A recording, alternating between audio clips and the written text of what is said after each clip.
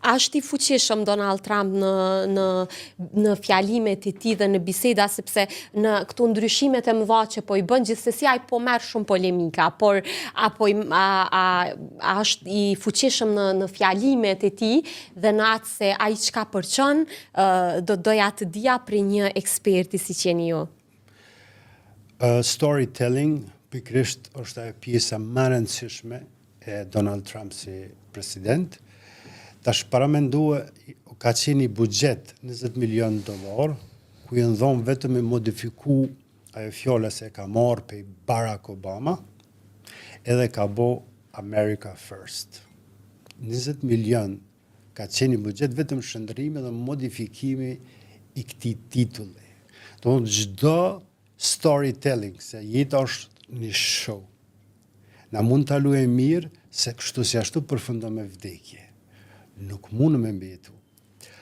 Pikrisht modifikimi dhe krejt agenturat që punojnë me to dhe për to është titulli America First. Masane janë 3 faza. Është faza hyrjes, është faza e dokumentacionit ose dramatike që e bënaj, edhe është dalja.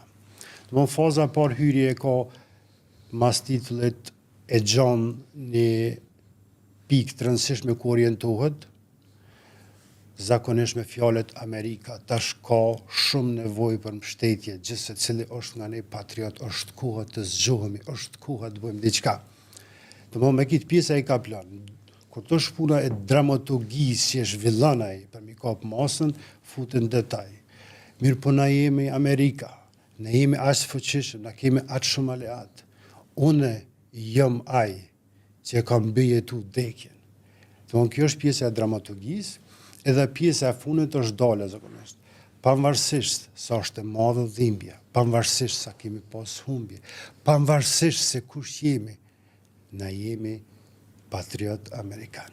Pavarësisht se kush na sulmon, na rrëzohemi për të ngrihemi edhe më të fortë. Kjo është dalja. Edhe kom fund si show in cinema, për shembull që thot fake people, fake media. Këto jo gjunë sikur kur gjunë bombona. Donald Trump është storytelling njëri në univers, jo, në univers që është i pari në këtë drejtim për të më insinu scena. Storytelling është numër 1. Ai krijon realitet. Ai nuk shet diçka, ai krijon realitet. Por a krijon realitet ndonjë politikan shqiptar?